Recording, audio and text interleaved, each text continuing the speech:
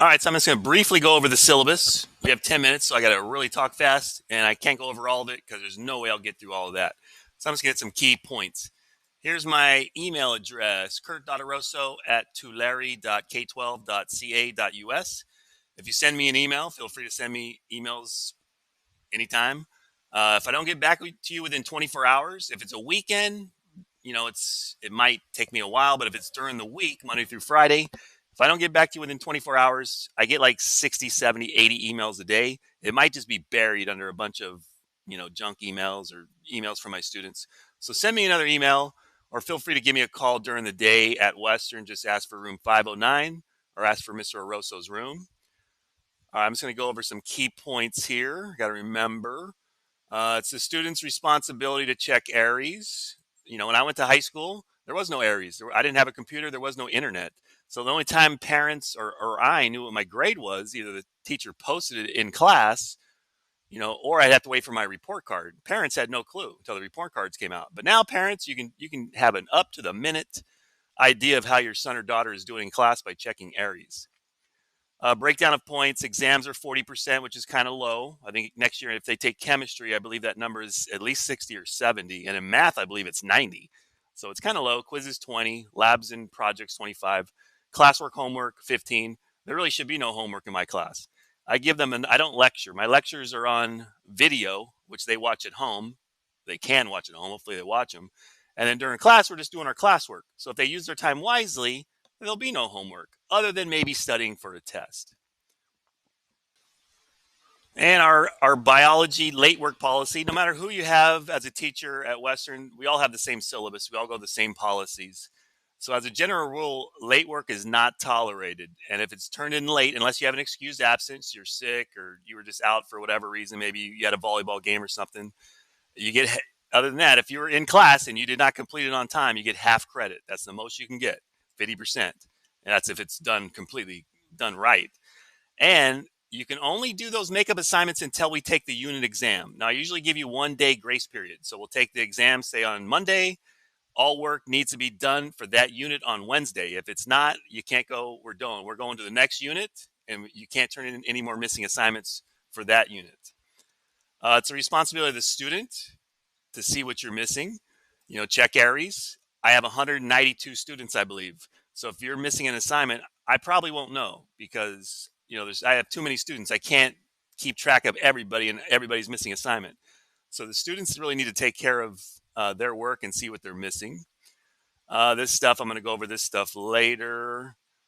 The videos in my class, the only ones we're going to watch, we will watch The Lion King. It's rated G, and that has to do with ecology. We'll watch The Lorax, rated PG. I don't know why it should be rated G. I don't even know what Coco is. We're not going to watch that. Not going to watch that. And we do watch the movie Evolution, which obviously deals with the theory of evolution, which is one of our units. So all three of those movies that I play they're directly correlated with the curriculum that we go over in class. And now here's our science safety and class rules contract. So hopefully some of you parents have seen this because your son or daughter was supposed to bring it to you. They were supposed to sign it twice. You were supposed to sign it twice. I went over all these things in class, how to use the fire blanket, heat sources, aprons and gloves. So this is all stuff to keep us safe during our labs. Honestly, I don't know how you could get hurt in any of our labs. Like the most dangerous thing we use is probably like soap and water, which maybe it'll burn your eyes if you get soap in your eyes. But very, very safe labs. We don't do any dissections in regular biology, but you can do dissections if you take my human biology as a junior or senior. All right, so you might check on ARIES and you might see, hey, my son or daughter is currently having an F in biology. I mean, it happens. There was only 1 year, it was 2 or 3 years ago, where I almost didn't fail a single biology student in like 4 different classes. One guy failed the second semester, and the only reason he failed was because he had a D minus going into the final, and he forgot to take the final. That's all we were doing was take the final. He forgot to take it. One guy failed. Now that's usually not the case. Usually a handful of students will fail each class. But well, you might wonder why. Why is my son or daughter failing? It's never because the material is too hard or that they don't have the intelligence, to do it. It's always a couple things. Number one, video games. My average class size is about 33 students, and I'm always wandering around helping this. I constantly have students with their hand up. They want help on whatever they're doing.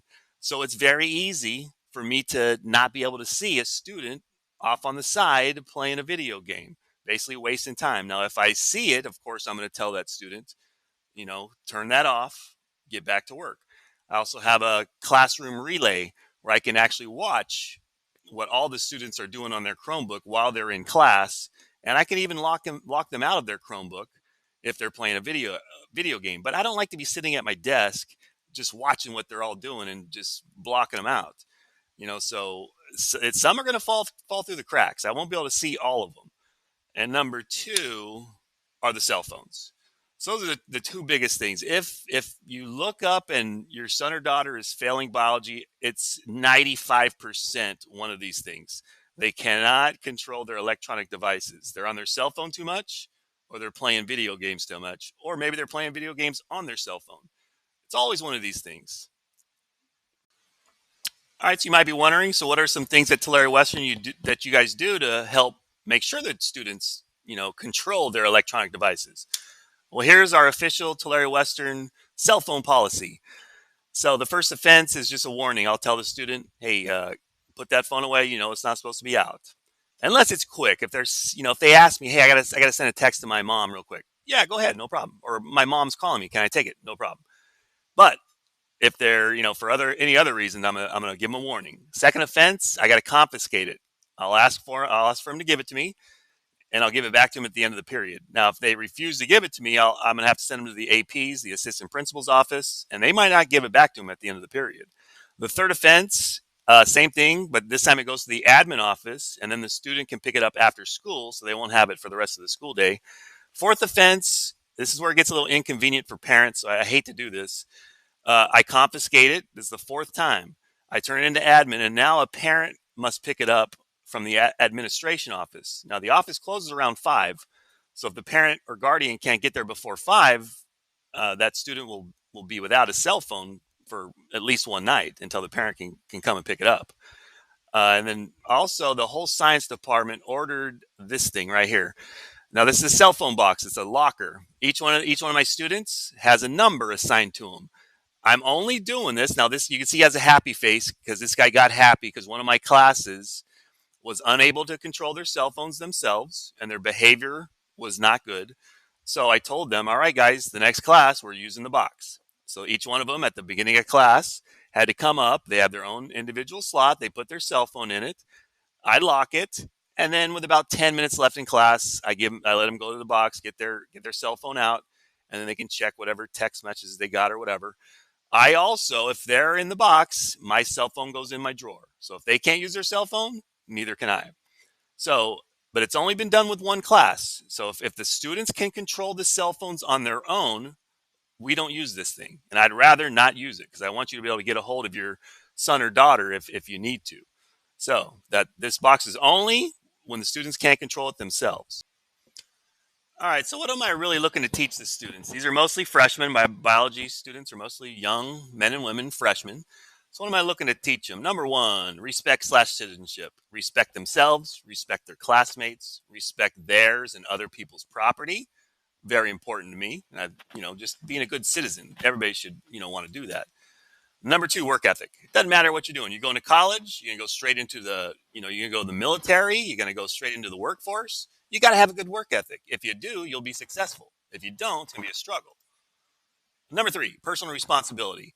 If Mr. Johnson took your cell phone, don't blame Mr. Johnson. You know the cell phone policy here at Tulare Western, so take responsibility for your actions. If you're flunking a class, it may be half the teacher, half the student. I'm going to do my best. I'm going to do my part.